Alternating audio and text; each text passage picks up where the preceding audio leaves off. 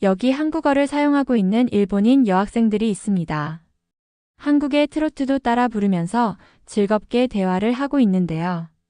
선생님께 걸려서 혼이 날까봐 급히 한국어 사용을 멈추지만 이미 들켜버렸고 한국어를 사용했다는 이유로 혼이 나고 있습니다. 과연 일본에서는 무슨 일이 일어나고 있는 것일까요? 안녕하세요. 저는 한국을 너무 사랑하는 일본인 유미입니다. 저뿐만 아니고 저와 친한 친구들은 전부 한국에 흠뻑 빠져 있죠. 사실 저와 친한 친구들이 빠져 있다기보다는 한국어를 공부하던 친구들끼리 친해져서 함께 어울리게 된 것이죠. 저는 한국의 드라마를 보다가 한국이라는 나라에 관심을 가지게 되었고 한국의 도시나 한국인에 대한 강력한 동경을 느꼈습니다. 제 친구들은 K-팝을 통해서 한국을 사랑하게 된 경우가 많고 며칠 전에 가족들과 한국 여행을 다녀온 하루코가 한국에 대한 엄청난 이야기들을 해주면서 한국을 못 가본 저희의 가슴에 불을 지르고 말았죠. 하루코의 말에 따르면 한국인들은 전부 키가 크고 잘생긴 데다가 전부 친절하고 웃음이 많아서 누굴 만나도 즐거웠다고 하더라고요. 심지어 한국의 모든 시설은 전부 최첨단이기 때문에 일본처럼 낡은 모습은 좀처럼 찾아보기 힘들다고 했어요. 사실 일본의 시설이 낡았다고 생각한 적이 없는데 한국에 다녀오면 일본이 얼마나 구닥다리 나라인지 깨달을 것이라고 하더라고요. 심지어 일본인에게 호의적인 편이라서 다행이라는 말을 하는데 저희는 정말 안도의 한숨을 내쉴 수밖에 없었습니다.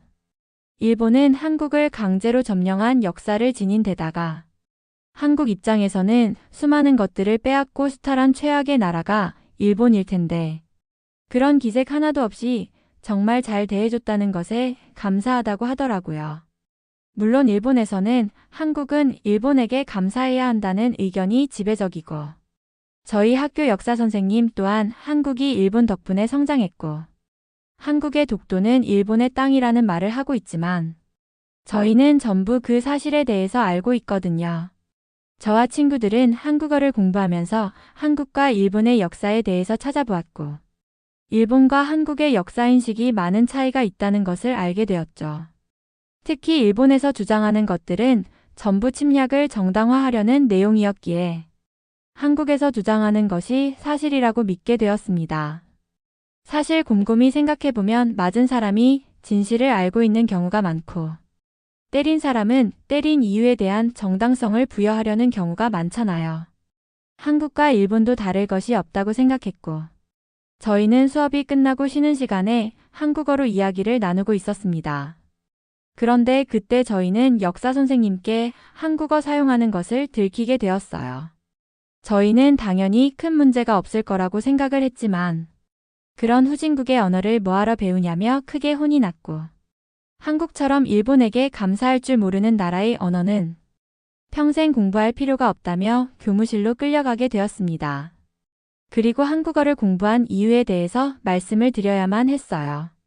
역사 선생님이 한국을 너무 싫어하고 우익에 가까운 사람으로는 알고 있었지만 한국어를 말한 것만으로 이런 취급을 받아야 하는 것이 너무 싫었습니다. 물론 저희 아버지 또한 한국을 무척 싫어하셨기 때문에 이해가 아주 안 가지는 않았지만요. 그런데 역사 선생님은 저희들의 부모님께 연락을 드린 후에 한국어를 공부하는 것은 잘못된 일이라고 말씀을 하셨다고 하더라고요.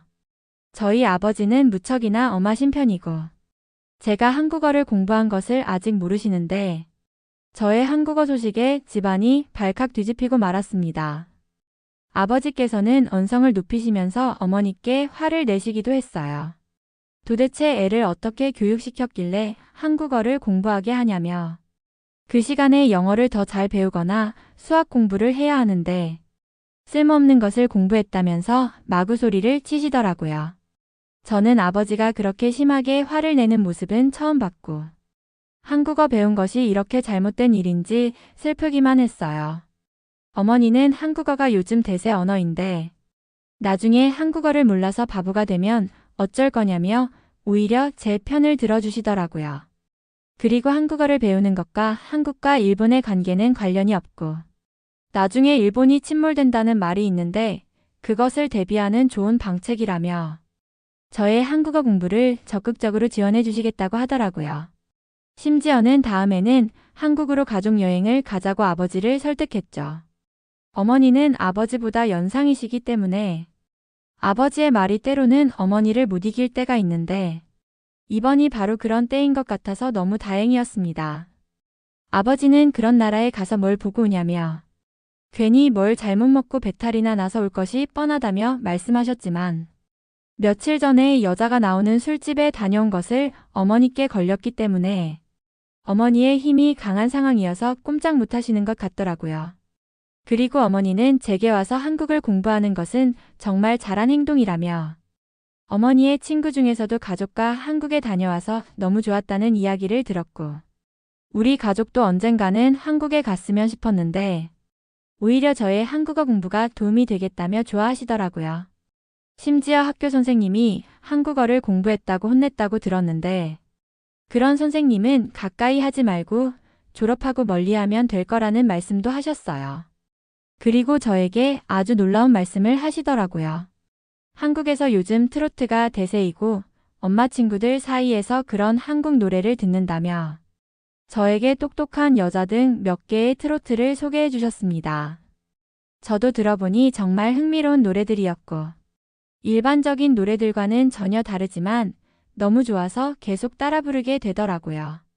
학교에 가서 친구들에게 알려주니 함께 부르며 놀았고 한국인이지만 일본 노래를 부르는 개은숙의 노래를 듣게 되면서 더욱 한국의 전통 가요에도 관심이 가기 시작했습니다.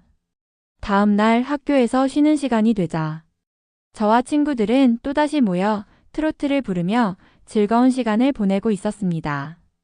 이번엔 친구들이 저희 어머니께서 알려주신 노래를 따라 부르기 시작했어요. 특히 똑똑한 여자와 같은 노래는 멜로디가 신나고 가사가 재미있어서 금방 따라 부르며 크게 웃었습니다. 한국 노래의 매력에 빠진 우리는 노래에 맞춰 춤도 추기 시작했고 마치 작은 콘서트를 연 것처럼 교실이 떠들썩해졌습니다. 그런데 그때 문이 쾅 하고 열리며 역사 선생님이 들어오셨습니다. 저희를 노려보며 소리치셨어요. 또 한국어로 떠드는 거냐? 이번엔 노래까지 부르는 거냐? 도대체 너희는 왜 이렇게 문제를 만드는 거냐? 우리는 순간 얼어붙었습니다. 하지만 곧이어 선생님은 교무실로 저희를 데려갔고 그곳에서 이전보다 더 심하게 혼을 내기 시작했어요. 한국어를 배우는 것도 모자라 이제는 한국 노래까지 부르다니. 너희는 일본 학생이다. 일본 학생답게 행동해야 하지 않겠니? 왜 하필 한국 같은 후진국에 빠져서 이런 소란을 피우는 거야? 저는 이 말을 듣고 너무나 화가 났습니다. 그래서 용기를 내어 말씀드렸어요. 선생님, 한국은 후진국이 아닙니다. 오히려 일본보다 발전된 점이 많습니다. 그리고 한국 노래는 일본에서도 인기 있는 대중문화입니다. 왜 한국과 관련된 것은 무조건 나쁘게 보시는 거죠? 선생님은 저를 노려보며 비웃듯 대답하셨습니다. 한국이 일본보다 발전했다고? 도대체 어디서 그런 헛소리를 배운 거냐? 한국은 일본 덕분에 근대화된 나라야. 그리고 지금도 일본의 기술 없이는 아무것도 못하는 나라라고. 저는 참을 수 없었습니다. 선생님, 그건 일본이 자기중심적으로 쓴 역사입니다. 제가 직접 자료를 찾아보니 일본이 한국을 강제 점령하면서 많은 것을 빼앗고 파괴한 게 사실이었습니다. 그리고 한국은 그 어려움을 이겨내고 스스로 성장했어요. 일본이 한국을 도왔다고 주장하는 건 침략을 정당화하려는 거잖아요. 선생님은 얼굴이 붉어지며 소리를 높였습니다. 그건 한국이 퍼뜨리는 반일 선전이다. 우리 일본은 그들에게 학교와 도로를 만들어줬고 문명을 가르쳐준 나라야. 그런 은혜를 모르고 배은망덕하게 구는 게 한국이야. 저는 차분히 대답했습니다. 그 학교와 도로는 한국인을 위한 게 아니라 일본인의 이익을 위해 만든 것 아닙니까? 그리고 한국인들은 그 시기에 언어와 문화를 억압당하고 노동력을 착취당했습니다. 선생님께서 말씀하시는 은혜는 일본 입장에서만 보는 이야기예요. 선생님은 더 이상 말문이 막히신 듯 보였고 화를 사기려는 듯 잠시 침묵하셨습니다. 그러다 갑자기 말씀하셨죠. 내가 배운 한국 역사책이 얼마나 편향적인지 아냐? 일본은 항상 정의로웠고 너희가 그런 왜곡된 이야기에 현혹되지 말았어야 했어. 저는 마지막으로 정중하게 말씀드렸습니다. 선생님, 역사는 한쪽의 입장만으로 판단해서는 안 된다고 생각합니다. 일본과 한국의 역사에는 분명히 여러 시각이 있겠지만 저는 피해자의 목소리를 듣는 것이 중요하다고 믿습니다. 그래서 한국의 이야기를 공부하고 있는 거고요. 선생님도 일본의 시각뿐 아니라 다른 나라의 시각에서도 역사를 바라보는 노력을 해보셨으면 좋겠습니다. 교무실은 조용해졌고 선생님은 더 이상 저희를 꾸짖지 못하셨습니다. 오히려 저를 가만히 바라보시더니 혼란스러운 표정을 지으며 저희를 돌려보내셨습니다. 저희는 다시 교실로 돌아왔지만 이번 경험을 통해 선생님뿐 아니라 다른 학생들에게도 우리가 한국어와 한국 문화를 사랑하는 이유를 조금이라도 알릴 수 있었던 것 같아 뿌듯했습니다. 그날 오후 역사 선생님은 평소와 다름없이 교실로 들어오셨습니다. 하지만 표정에는 어딘가 불편함이 느껴졌어요. 교실은 조용했고 모두들 아침에 사건이 다시 언급될까 걱정하는 눈치였습니다. 선생님은 칠판에 일본과 한국의 관계라고 적으시며 수업을 시작하셨습니다. 오늘은 일본과 한국의 관계에 대해 이야기하겠다. 특히 일본이 한국을 병합했던 시기에 대해 설명할 것이다. 저희는 직감적으로 선생님이 아침의 논쟁을 염두에 두고 수업 내용을 구성했음을 느낄 수 있었습니다. 선생님은 계속해서 말씀하셨습니다. 1910년 일본은 한국을 병합했다. 당시 한국은 혼란스러운 정치 상황에 경제도 낙후된 상태였다. 일본은 한국을 안정시키고 근대화시키기 위해 많은 노력을 기울였다. 일본은 철도를 건설하고 학교를 세우고 산업을 발전시키며 한국을 발전된 나라로 만들었다. 저는 속이 부글부글 끓었지만 수업 시간에 나서면 또다시 문제가 될까 싶어 꾹 참았습니다. 선생님은 계속해서 일본의 기여를 강조하며 말씀하셨습니다. 지금 한국이 잘 살게 된 것은 일본 덕분이다. 일본이 아니었다면 한국은 지금도 농업사회에 머물러 있었을 것이다. 이 점은 역사적으로 분명한 사실이다. 그 이야기를 들으면서 친구들 몇 명도 눈치를 보며 손을 들고 질문하려 했지만 선생님은 이를 무시하고 수업을 이어나가셨습니다. 그러다 마지막에 이렇게 말씀하셨습니다. 다음 주 시험 문제는 방금 배운 내용을 중심으로 출제될 것이다. 일본이 한국을 병합한 것이 한국에 어떤 긍정적인 영향을 미쳤는지 서술하라가 주제가 될 것이다. 정답은 내가 오늘 수업에서 말한 내용이다. 이를 벗어난 답을 적으면 감점될 것이다. 저희는 시험 문제를 듣고 당혹감을 감출 수 없었습니다.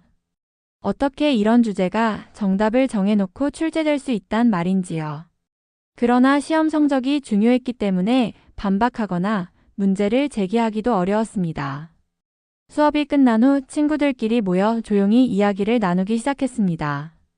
시험 문제. 정말 어이가 없다. 우리가 배운 건 다 일본의 시각에서만 본 내용이잖아. 맞아.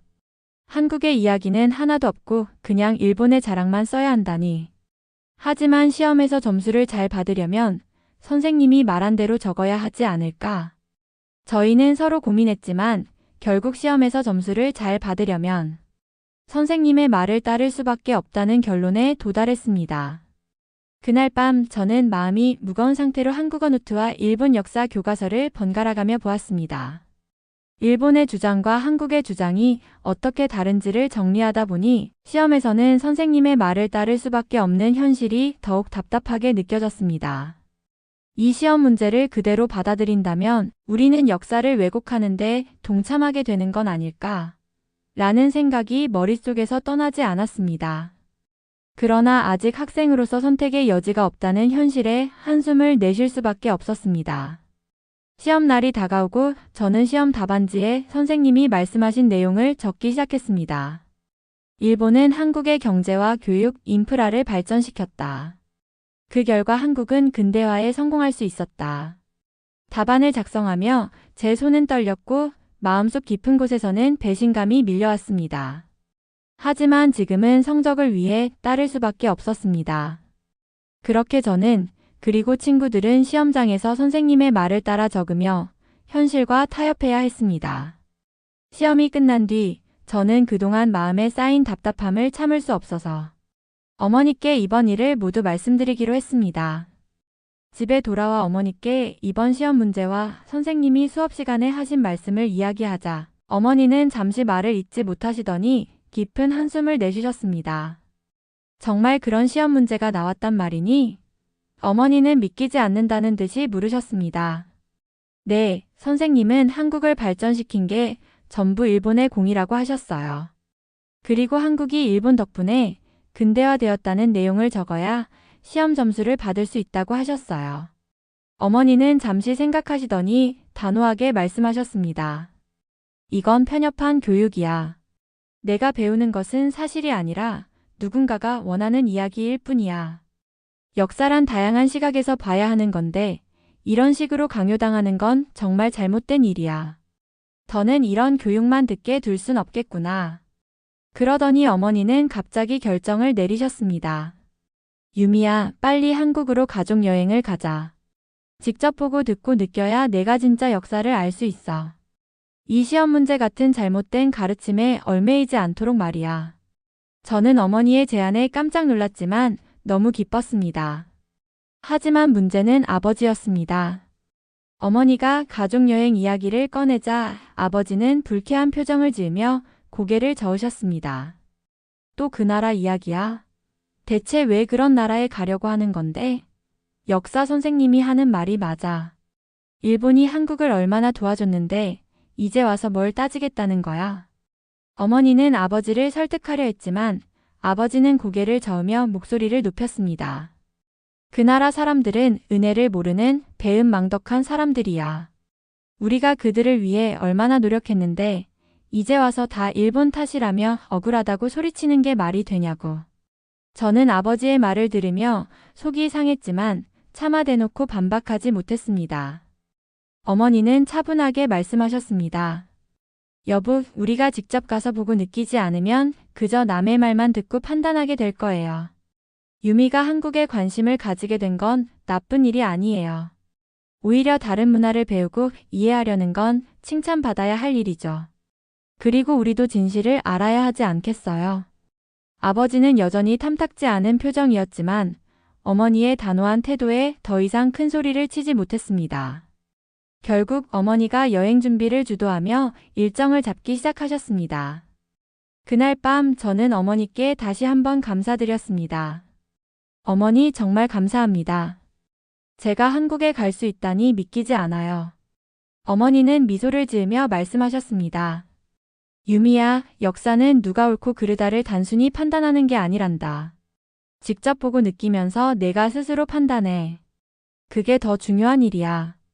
저는 어머니의 말씀이 너무나도 고마웠고 한국에서 무엇을 배우고 느낄 수 있을지 기대하며 설레는 마음으로 여행을 준비하기 시작했습니다.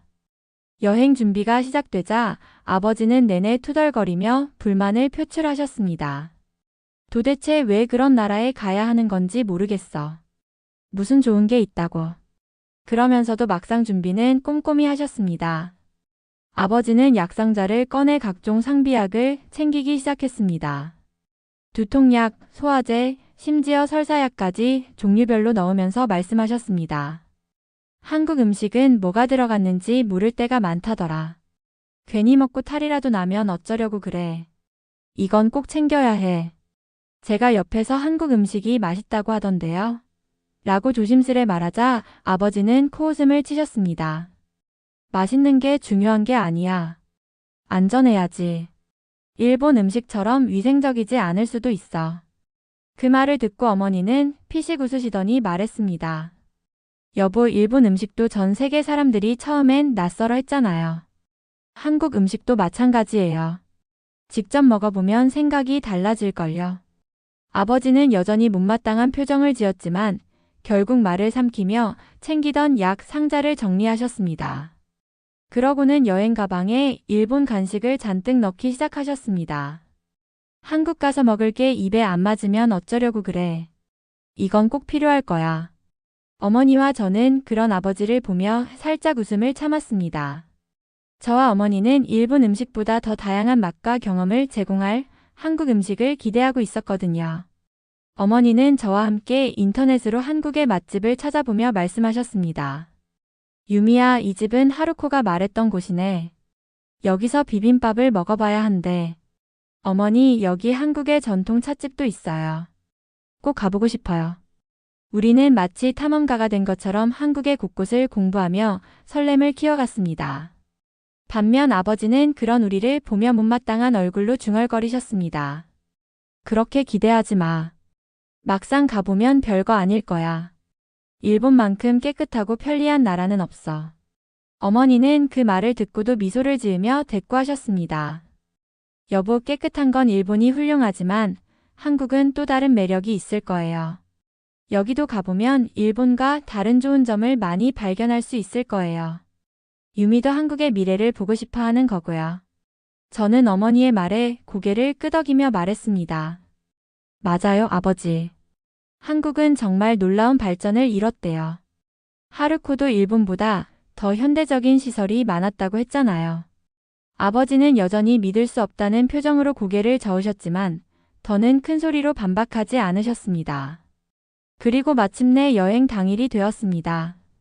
아버지는 약상자와 간식 가방을 들고 투덜거리셨고 어머니와 저는 여행 가방과 카메라를 챙기며 밝은 표정으로 공항으로 향했습니다. 한국에 가면 어떤 걸 가장 먼저 보고 싶니, 유미야? 어머니가 물으셨습니다. 저는 서울의 전통과 현대가 어우러진 풍경을 보고 싶어요. 그리고 한국 사람들과 직접 대화하면서 제가 배운 한국어를 써보고 싶어요. 그 말을 들은 아버지는 뒤에서 한마디 하셨습니다. 말 조심해라. 괜히 말 실수해서 창피당하지 말고. 저는 속으로 웃으며 생각했습니다. 아버지가 뭐라고 하셔도 이번 여행은 분명 아버지도 마음을 바꾸는 계기가 될 거야.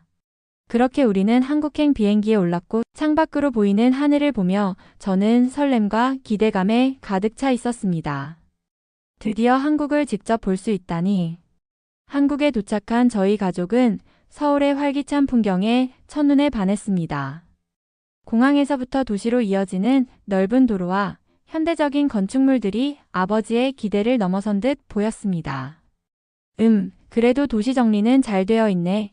아버지는 살짝 감탄하는 듯한 목소리로 말씀하셨습니다. 어머니는 미소를 지으며 저와 눈을 맞췄고 우리는 서울에서의 하루하루를 기대하며 숙소로 향했습니다. 다음 날 우리는 경복궁을 방문했습니다. 전통 한복을 입고 있는 사람들이 고궁을 배경으로 사진을 찍는 모습이 너무나 인상적이었어요. 화려하면서도 조화로운 궁궐 건축물과 한국의 전통 미학에 아버지도 잠시 말을 잃었습니다. 이 정도면 꽤 세련된 문화였네.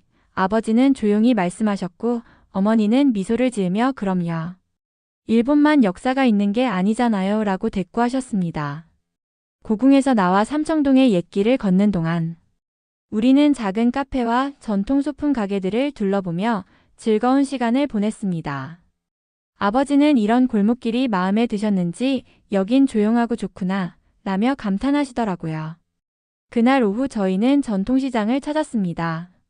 넓게 펼쳐진 시장에는 다양한 먹거리와 상품이 가득했고 사람들로 붐비는 풍경이 매우 활기찼어요. 저는 떡볶이와 김밥을 맛봤고 어머니는 호떡을 즐기셨습니다. 그런데 놀랍게도 아버지가 저건 뭐야? 라며 떡집 앞에서 발걸음을 멈추셨습니다. 아, 시루떡이네요. 저는 설명드리며 작은 조각을 권했습니다. 아버지는 떡을 한 입 드시더니 갑자기 눈이 반짝이며 말했습니다. 이거 맛있네. 나 이거 마음에 든다. 그 후로 아버지는 시장 내내 떡집마다 들르시며 시루떡을 계속 구매하시더라고요. 아버지, 이제 그만 사도 될 것 같은데요? 제가 말했지만 아버지는 고개를 저으며 말씀하셨습니다. 이런 떡은 일본에서는 못 보잖아. 여행 중에 많이 먹어둬야지. 다음 날 저희는 국립중앙박물관을 방문했습니다. 한국의 오랜 역사와 문화유산을 접하면서 저는 물론이고 어머니도 감탄을 금치 못했습니다. 아버지도 조용히 유물을 관찰하며 뭔가 깨달으신 듯한 표정을 짓고 계셨어요. 한국이 생각보다 오래된 역사를 가지고 있구나. 이런 건 학교에서 안 배웠었는데 아버지가 중얼거리셨습니다. 그러니까 직접 와보길 잘했죠. 어머니가 흐뭇하게 말씀하셨습니다. 그리고 오후에는 서울의 고층 빌딩들과 전망대를 찾았습니다. 롯데월드타워의 전망대에서 바라본 서울의 전경은 정말 말로 표현하기 어려울 정도로 아름다웠습니다. 이 정도 높이는 일본에서도 드물지 아버지는 창문 밖을 바라보며 감탄을 금치 못하셨습니다. 그래도 이런 도시는 좀 불편하지 않나? 라며 애써 부정적으로 말하려 했지만 표정은 마치 감탄을 삼키려는 모습이 역력했어요. 여행이 계속될수록 아버지의 시루떡 사랑은 더 깊어졌습니다. 어디를 가든 떡집만 보이면 들르셔서 떡을 사셨고 심지어 호텔로 돌아와서도 시루떡을 드시는 모습을 보며 어머니와 저는 웃음을 참을 수 없었습니다. 아버지, 한국 음식은 위생적으로 문제가 있다면서요? 떡은 잘 드시네요. 제가 장난스럽게 말하자 아버지는 헛기침을 하시며 대답하셨습니다. 떡은 예외야. 이건 괜찮은 것 같아. 어머니는 저를 보며 웃으시더니 말씀하셨습니다. 유미야, 내 아버지도 이제 한국의 매력을 조금씩 인정하시는 것 같아. 이대로라면 더 많은 걸 좋아하게 될지도 모르겠네. 저는 어머니의 말을 들으며 고개를 끄덕였습니다. 이번 여행은 우리 가족 모두에게 잊지 못할 특별한 경험을 안겨주고 있었으니까요. 한국에서의 교통수단 체험도 저희 가족에게는 새로운 경험이었습니다. 서울의 지하철은 깔끔하고 체계적이어서 어머니가 매우 좋아하셨지만 아버지는 지하철보다 택시를 선호하셨습니다. 처음으로 한국 택시를 타게 된 건 시장에서 숙소로 돌아갈 때였어요. 아버지가 짐이 많으니 택시가 낫겠다며 택시를 잡으셨죠. 택시에 올라타자마자 아버지는 깜짝 놀라셨습니다. 이거 일본 택시보다 훨씬 새 차네. 안도 넓고 냄새도 안 나고 깔끔하잖아. 어머니도 그러게요. 공간도 넉넉해서 편하네요. 라며 만족하셨습니다. 택시기사님은 친절하게 목적지를 물어보셨고 어설픈 한국어로 대답하는 제가 기사님과 대화를 시도하자 아버지는 굳이 말 걸 필요 없어 라며 은근히 긴장하셨지만 기사님이 상냥하게 응대해 주시자 조금씩 마음이 풀리신 듯 했습니다. 숙소에 도착하고 나서 택시 요금을 확인한 아버지는 또 한 번 놀라셨습니다. 이 정도 거리면 일본에서는 요금이 2배는 나올 텐데? 저와 어머니는 웃으며 대답했습니다. 그러니까 한국에서는 택시를 자주 타도 부담이 안 된대요. 편하고 저렴하잖아요. 아버지는 고개를 끄덕이며 나쁘지 않네 라고 말씀하셨습니다. 그 이후로 저희 가족은 택시를 자주 이용하게 되었습니다. 고궁이나 시장 같은 관광지를 다니는 동안에도 아버지는 지하철이나 버스는 복잡해서 싫다며 택시를 더 선호하셨습니다. 이 정도 요금이면 일본에서도 이렇게 다녔으면 좋겠네. 아버지는 택시 안에서 가끔씩 혼잣말을 하셨고 어머니는 그러게요. 일본 택시는 좁고 비싼데 여기는 편하죠? 라며 미소를 지으셨습니다. 택시를 이용하면서 아버지는 한국의 서비스와 시설에 대한 인식이 조금씩 바뀌기 시작하셨습니다. 이 나라가 생각보다 체계적으로 잘 되어 있네. 일본보다 못한 줄 알았는데 적어도 교통은 훌륭하구만. 아버지가 말하자 어머니는 그러니까 자꾸 투덜대지 마시고 좀 즐겨보세요. 라며 답하셨습니다. 여행 막바지에 이르러 아버지는 여전히 시루떡을 손에서 놓지 않으셨지만 한국의 택시 서비스도 높이 평가하셨습니다. 뭐 이렇게 편리한 교통과 괜찮은 음식이 있으니 이 나라에도 장점이 없진 않네 라고 말씀하셨지만 저와 어머니는 그런 말조차 한국에 대해 긍정적인 마음이 생기신 증거라며 속으로 웃었습니다. 저희 가족의 한국 여행은 점점 더 즐거운 방향으로 흘러가고 있었고 아버지의 마음에도 작은 변화의 씨앗이 심어진 듯 했습니다. 한국 여행은 정말 놀라움의 연속이었습니다. 가족 모두에게 새로운 시각을 열어준 시간이었죠. 특히 저와 어머니는 한국의 발전된 모습에 감탄을 금치 못했습니다. 아버지도 처음에는 불만이 많으셨지만 시간이 지날수록 한국의 장점을 조금씩 인정하기 시작하셨습니다. 한국에서는 정말 많은 것들이 편리하고 새로웠습니다. 호텔에서는 초고속 인터넷이 무료로 제공되어 동영상을 고화질로 보더라도 끊김이 없었어요. 스마트폰 하나만 있으면 어디서든 데이터를 빠르게 사용할 수 있었죠. 어머니는 일본에서는 와이파이가 무료인 곳도 잘 없는데 여긴 정말 편리하다며 감탄하셨습니다. 또한 서울 곳곳의 건물들은 현대적이면서도 세련되었고 고궁과 같은 역사적인 장소도 완벽하게 보존되어 있어 옛것과 새것이 아름답게 조화를 이루고 있었습니다. 어머니는 일본은 낡은 건물은 많아도 이렇게 관리가 잘 된 곳이 적은 것 같다며 부러워하셨습니다. 대중교통도 훌륭했어요. 지하철은 시간도 정확했고 모든 것이 디지털화되어 있었으며 일본에서는 볼 수 없는 깔끔한 환경이 인상 깊었습니다. 저는 종종 역사 선생님이 하시던 말이 얼마나 틀렸는지 여행 내내 떠올리며 웃음이 나기도 했습니다. 여행이 끝나고 일본으로 돌아오자 한국에서 느꼈던 편리함이 그리워졌습니다. 공항에서 집으로 돌아오는 길에 인터넷 속도가 갑자기 느려지는 것을 느꼈고 아버지도 휴대폰으로 뭔가 검색하다가 짜증을 내셨습니다. 이게 뭐야? 인터넷이 왜 이렇게 느려? 한국에서는 바로 떴는데. 또한 일본의 오래된 건물과 길거리가 이제는 눈에 띄게 낡아 보였습니다. 집에 도착했을 때 아버지는 우리 집은 낡았어도 편하지라고 하셨지만 저와 어머니는 별로 동의하지 못했습니다. 한국에서 봤던 시설이 너무 좋았으니 이렇게 느끼는 것도 당연하죠. 어머니가 말씀하셨죠. 다음날 학교에 갈 때 일본의 지하철을 탔는데 그동안은 익숙하게 느껴졌던 일본 지하철이 갑자기 좁고 복잡하며 불편하게 느껴졌습니다. 한국에서의 쾌적했던 지하철이 자꾸 떠올랐습니다. 어머니는 한국은 지하철도 깨끗하고 전광판으로 정확한 시간을 알려줘서 편리했는데 여긴 왜 이런 거 하나 없지? 라고 하셨고 저는 고개를 끄덕이며 동의했죠. 심지어 아버지도 한국의 떡을 그리워하셨습니다. 집 근처 가게에서 일본 떡을 사오셨는데 시루떡의 쫀득하고 부드러운 식감을 못 잊으셨는지 드시면서 투덜거리셨어요. 이건 너무 뻑뻑해. 한국 떡이 훨씬 맛있었어. 또 먹고 싶네. 아버지의 불만 섞인 한마디에 저와 어머니는 서로 웃음을 터뜨렸습니다. 한국에서의 경험은 아버지에게도 깊은 인상을 남긴 것이 분명했으니까요. 한국과 비교해보니 일본은 발전이 멈춘 것 같다는 생각이 들었습니다. 인터넷부터 건물, 교통까지 많은 면에서 낙후되어 있다는 것을 여실히 느끼게 되었죠. 저는 이번 여행이 단순히 즐거운 시간이 아니라 제가 살고 있는 세상을 새로운 시각으로 바라보게 한 중요한 계기가 되었다고 생각합니다. 한국 여행 이후 저는 더욱 한국어 공부에 열중하기로 마음먹었고 언젠가 다시 한국으로 돌아가고 싶다는 꿈을 품게 되었습니다. 아버지도 더 이상 저의 한국어 공부를 반대하지 않으셨고 한국에 대해 쏟아내던 부정적인 의견을 많이 줄이셨거든요. 앞으로 한국과 일본을 왕래하며 살고 싶다는 꿈이 생겼고 그 꿈을 이루기 위해서 많은 노력을 하고 싶습니다. 이번 사연은 여기서 마무리하도록 하겠습니다. 끝까지 시청해주셔서 감사드립니다. 좋아요와 구독은 영상 제작에 큰 힘이 됩니다. 꼭 한 번씩만 눌러주세요. 감사합니다.